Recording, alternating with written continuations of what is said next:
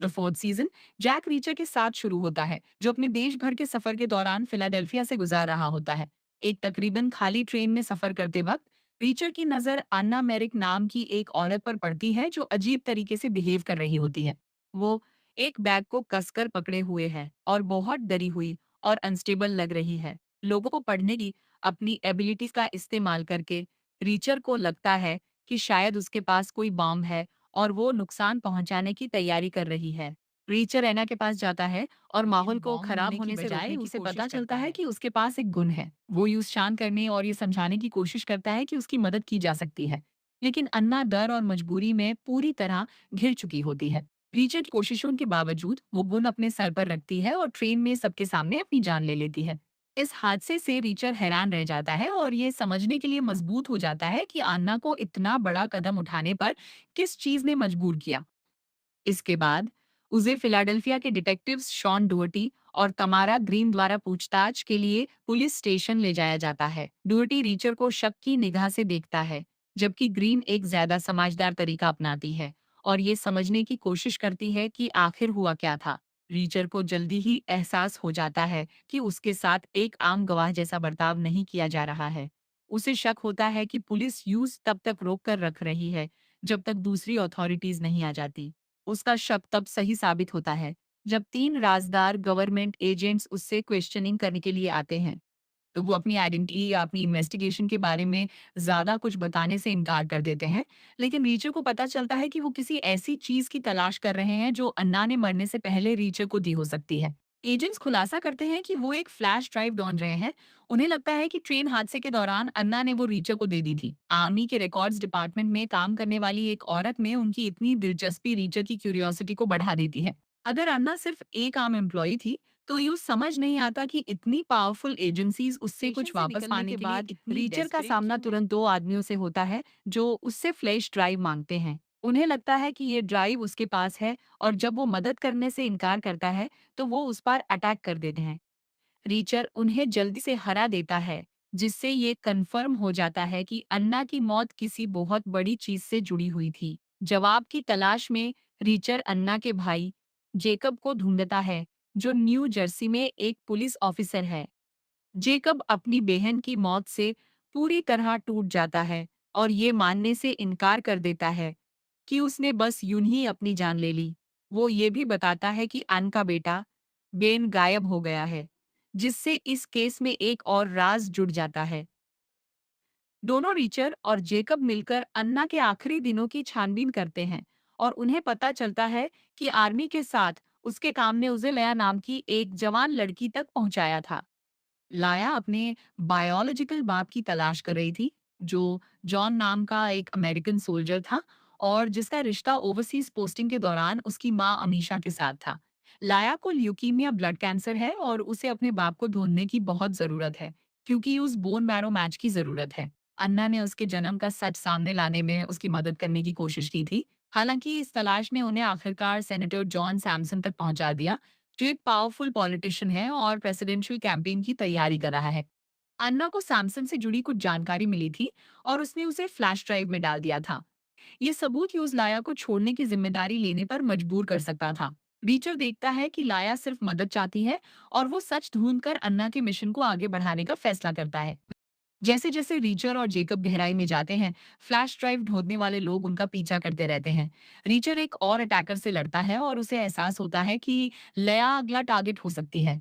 W और Jacob तुरंत उसके होटल पहुंचते हैं और एक असैसिन को उस तक पहुंचने से सही वक्त पर रोक लेते हैं। लाया को बचाने के बाद रीचर को पता होता है कि वो एक जगह नहीं रुक सकते। डब्ल्यू लाया को किसी सेफ जगह जाने को कहता है और जेकब को उसकी पुलिस क्रूजर वापस करने भेज देता है। वो बाद में ट्रेन स्टेशन पर मिलने और अन्ना की मौत की छानबीन मिलकर जारी रखने का प्लान बनाते हैं। लेकिन इससे पहले कि रीचर उनसे मिल पाए, राजदार आदमियों का एक और ग्रुप यूज ढूंढ लेता है। वो एक वैन में आते हैं और उसे गिराने के लिए ट्रैंकुलाइजर डार्ट का इस्तेमाल करते हैं।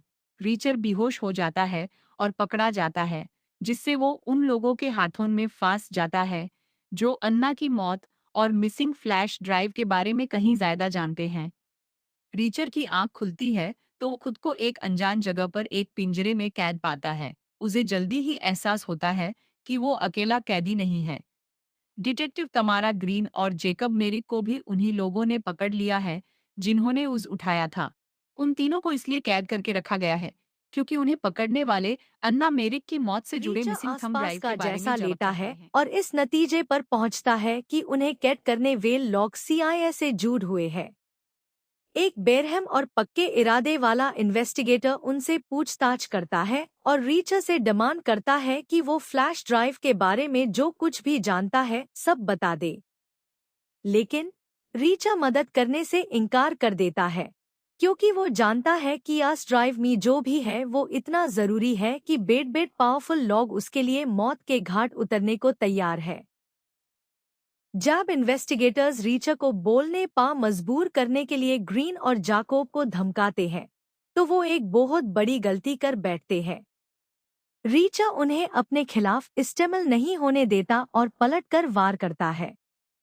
लोग ज्यादा होने के बावजूद वो गार्ड्स पार हावी हो जाता है और सिचुएशन को अपने कंट्रोल में ले लेता है। वो ग्रीन और जाकोब को आजाद करता है और मे स्टेजेंस के आने से पहले तीनों वहां से भाग निकलते हैं। जब वो भागने की कोशिश कर रहे होते हैं तो वन चलना वाला एक आदमी उन्हें बचता है। वो आदमी अपना तारुफ रसल प्लम के तौर पर देता है जो एक जर्नलिस्ट है और चुपके से उस जगह पर नजर रखे हुए था। रीचा को पता चलता है कि वो जगह वॉशिंगटन डीसी में मौजूद एक सीआईए ब्लैक साइट है। प्लम को लगता है कि उसके हाथ कोई बहुत बड़ी खबर लग गई है और वो सच सामने लाना चाहता है, लेकिन रीचा और ग्रीन यूज वार्निंग देते हैं कि उसे अंदाजा नहीं है कि ये सिचुएशन कितनी खतरनाक है। खतरा फिलहाल टालने के बाद रीचा, ग्रीन और जाकोब का ध्यान दोबारा अन्ना के गायब बेटा बेन मेरिक को ढूंढने पर जाता है। जाकोब अपने भांजे का पता लगाने के लिए बेताब है और तलाश रोकने से इनकार कर देता है। ये ग्रुप जानकारी इकट्ठन करने के लिए बेन के कॉलेज जाता है, लेकिन ज्यादातर स्टूडेंट्स बात करने को तैयार नहीं होते। रीचा की नजर आखिरकार कोलिन नाम के एक स्टूडेंट पर पड़ती है जो चुपके से निकलने की कोशिश कर रहा होता है। वो उसका पीछा करते हैं और यूज बेन के बारे में सब बताने पर मजबूर करते हैं। बेन एक ऐसी औरत के साथ वक्त बिताता था जिसे वो ऑनलाइन मिला था, लेकिन वो इस बारे में बात करने में शर्मा रहा था क्योंकि वो एक महंगी ओनलीफैंस मॉडल थी। कोलिन से मिली जानकारी का इस्तेमाल करके ग्रीन उस औरत की पहचान ढूंढ निकलती है। रीचा, जाकोब और ग्रीन उसके अपार्टमेंट जाते हैं ताकि बेन या उसके गायब होने के क्लू मिल सके, लेकिन उसकी जगह उनके सामने एक खौफनाक मंजर आता है। उस औरत का बेरहमी से टॉर्चर करके खून कर दिया गया था, लेकिन बेन का कहीं कोई पता नहीं होता। इस डिस्कवरी से तुरंत नए सवाल खड़े हो जाते हैं। ग्रीन इशारा करती है कि बेन एक सस्पेक्ट बन सकता है क्योंकि वो विक्टिम से जुदा हुआ था और अब गायब है। जाकोब इस बात से परेशान होता है कि उसका भांजा इस सब में शामिल हो सकता है, लेकिन रीचा को लगता है कि मामला कुछ और ही है। इस बीच रीचा सेनेटर जॉन सैमसन के बारे में जवाब ढूंढना जारी रखता है। वो वॉशिंगटन डीसी जाता है इस उम्मीद में कि पॉलिटिशियन से लाया के साथ उसके कनेक्शन और रस इन्फॉर्मेशन के बारे में बात कर सके जिसकी छानबीन अन्ना कर रही थी। सैमसन तक पहुंचने से पहले रीचा को उसकी वाइफ एल्बेथ और सिक्योरिटी चीफ स्प्रिंगफील्ड का सामना करना पड़ता है, जो आज मीटिंग को कंट्रोल करने की कोशिश करते हैं। सेनेटर से मिलने की बजाय रीचा का सामना उन्हीं आदमियों से होता है जिन्होंने फिलाडेल्फिया में यूज रोकने की कोशिश की थी, लेकिन वो डरने से इनकार कर देता है और आखिरकार सैमसन का ध्यान अपनी तरफ खींचने में कामयाब हो जाता है। एक पब्लिक इवेंट में सेनेटर का सामना करता है और उसे एक प्राइवेट कॉन्वर्सेशन के लिए राजी कर लेता है। रीचा सैमसन से पूछता है कि क्या वो लाया का बायोलॉजिकल बाप है। सैमसन इनकार करता है और रीचा को लगता है कि वो सच बोल रहा है। इसे एक नया राज खड़ा हो जाता है, क्योंकि अगर सैमसन लाया का बाप नहीं है तो रीचा को ये पता लगाना होगा कि अन्ना उसकी इन्वेस्टिगेशन क्यों कर रही थी और उस फ्लैश ड्राइव में क्या इन्फॉर्मेशन सेव थी। जैसे ही रीचा निकलने की तैयारी करता है, उसकी नज़र एक ऐसे इंसान पर पड़ती है जिसकी उसने उम्मीद नहीं की थी, नॉलन कहिल, जो सैमसन का चीफ ऑफ स्टाफ है। रीचर यूज पहचान लेता है कि वो आन लॉगॉन में से एक था जो ट्रेन में मौजूद द जैब अन्ना की मौत हुई थी। कहिल इकलौता ऐसा विटनेस था जिसे कभी पूछताछ नहीं की गई क्योंकि वो हादसे के बाद गायब हो गया था। रीचा, डिटेक्टिव तमारा ग्रीन और जाकोब मेरिक कहिल की मेज जांच करने का फैसला करते हैं। वो रसल प्लम के पास वापस जाते हैं, जो वो जर्नलिस्ट है जिसने उन्हें CIA ब्लैक साइट से भागने में मदद की थी। प्लम मदद करने के लिए बहुत एक्साइटेड है क्योंकि उसे लगता है कि ये केस एक ऐसी स्टोरी बन सकता है जो उसके करियर को वापस पात्री पर ले आएगी। इन्फॉर्मेशन की छानबीन करते वक्त प्लम को सैमसन और उसके ओवरसीज बेल वक्त के बीच एक कनेक्शन मिलता है, जिसे रीचा ये सोचने पर मजबूर हो जाता है कि लाया के असली इरादे क्या है और क्या वो उनसे पूरा सच बोल रही है। इससे पहले कि वो और जवाब ढूंढ पाए, CIA उनके करीब पहुंच जाती है। एजेंट्स उनकी लोकेशन को ट्रैक कर लेते हैं, जिससे रीचा को एक और लड़ाई लड़नी पड़ती है। वो उन्हें हरा देता है और अपनी टीम को बचता है, लेकिन इस अटैक से प्लम के काम करने की जगह का पता चल जाता है। ये जानते हुए कि वो वहां नहीं रुक सकते, ये ग्रुप अलग अलग एंजल्स से इन्वेस्टिगेशन जारी रखने के लिए अलग हो जाता है। जबकि ग्रीन, जाकोब और प्लम में सबूत ढूंढने के लिए फिलाडेल्फिया वापस लौटते हैं, रीचा लाया को ढूंढने और उससे जवाब मांगने का फैसला करता है। ग्रीन इस बात पर सवाल उठती है कि क्या लाया में रीचा की दिलचस्पी सिर्फ केस तक ही है या फिर कोई पर्सनल वजह यूज मोटिव कर रही है। लेकिन रीचा अपने इंस्टिंक्ट्स के हिसाब से चलता है और सच की तलाश जारी वापस आकर ग्रीन अपने पार्टनर डिटेक्टिव डुअर्टी से मिलती है, इस उम्मीद में कि अन्ना के बारे में कुछ और जानकारी मिल सके। यूज पता चलता है कि अन्ना की कार मिल गई है। डुअर्टी ग्रीन से सवाल करता है कि वो इस इन्वेस्टिगेशन को जारी रखकर अपने करियर को खतरे में क्यों डाल रही है, और यूज वार्निंग देता है कि वो किसी ऐसी चीज में फैंस रही है जो उसकी सोच से कहीं ज्यादा बड़ी है। हालांकि ग्रीन अपने इरादे पर पकी रहती है क्योंकि उसे भी उन्हीं लोगों ने उठाया था जो फ्लैश ड्राइव को ढूंढ रहे थे, और वो जानना चाहती है कि आखिर क्यों। ग्रीन, जाकोब और प्लम अन्ना की मिली हुई गाड़ी का जायजा लेते हैं और देखते हैं कि उसकी तलाशी ली गई है और उसे नुकसान पहुंचाया गया है। गाड़ी के अंदर उन्हें एक जरूरी क्लू मिलता है, अन्ना का एक और गवर्नमेंट एक्सेस कार्ड। ये कार्ड पहले माइल कार्ड से अलग है, जिसे पता चलता है कि अन्ना के पास पहले जितना सोचा गया था उससे कहीं ज्यादा हाई लेवल इन्फॉर्मेशन की एक्सेस थी। अथॉरिटीज को करीब आता देख वो ग्रुप वहां से निकल जाता है। जाकोब चुपके से इस एक्सेस कार्ड को अपने पास रख लेता है क्योंकि उसे लगता है कि ये उन्हें सच के और करीब ले जा सकता है। प्लम यूज वार्निंग देता है कि सबूत उठाने से वो खतरे में पड़ सकते हैं, लेकिन जाकोब हार मानने से इनकार कर देता है क्योंकि वो अपनी बहन की मौत के जवाब चाहता है। अपनी स्किल्स का इस्तेमाल करके प्लम कार्ड से मिला डेटा डिकोड करने में मदद करता है। उन्हें पता चलता है कि ये कार्ड एक ऐसी रिस्ट्रिक्टेड लोकेशन का है जो बहुत हाई लेवल गवर्नमेंट क्लियरेंस से जुड़ी है। इसे खुलासा होता है कि अन्ना सिर्फ एक आम आर्मी रिकॉर्ड्स एम्प्लॉय नहीं थी, और वो किसी बहुत ज्यादा सीरियस मामले में शामिल हो सकती थी। इसी बीच रीचा आखिरकार लाया तक पहुंच जाता है और उससे उसकी कहानी का पूरा सच मांगता है। लाया मानती है कि वो पूरी तरह से सच नहीं बोल रही थी। वो खुलासा करती है कि अमीशा उसकी असली मां नहीं है, बल्कि एक बहुत बड़े हादसे, ट्रेजेडी की विक्टिम थी। लाया समझाती है कि वो एक जर्नलिस्ट है जो सेनेटर सैमसन के ओवरसीज बेल वक्त से जुड़ वॉर क्राइम्स की छानबीन कर रही है। लाया के हिसाब से सैमसन एक ऐसी अमेरिकन मिलिट्री ऑपरेशन का हिस्सा था जिसने एक ऐसे वायलेंट फॉरेन लीडर को ट्रेन किया था जो उसके देश में जुल्म, अट्रॉसिटीज का जिम्मेदार था। जो कुछ भी हुआ उसके लिए जिम्मेदार है और मिसिंग फ्लैश ड्राइव में ऐसे सबूत है जो उसकी शामिलियत को साबित करते हैं।